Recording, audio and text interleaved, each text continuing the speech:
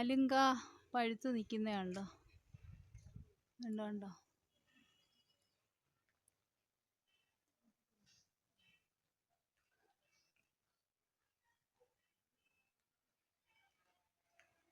വലിയൊരാല ഉണ്ട്.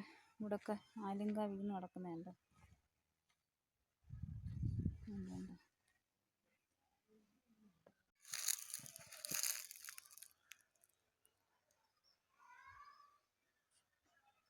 അതുപോലെ അത് മറ്റൊരാല.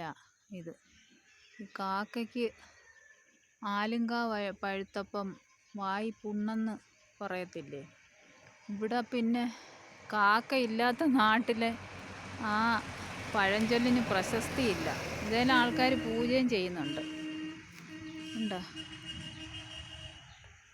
ഇത് വേറൊരാല്. ഇത് 2 തരം ആല ഉള്ള, പേരാലും അരയാലും. ഇവിടെ ആൾക്കാർ വന്ന് പൂജ ഫോട്ടോയൊക്കെ ചെയ്ത് വെച്ച് പൂജയൊക്കെ ചെയ്യുന്നുണ്ട്. അപ്പോൾ 2 തരം ആല ഉള്ളത്. മറ്റേതായി കാക്കയുടെ പഴഞ്ചൊല്ലുമായി ബന്ധപ്പെട്ട ആല്.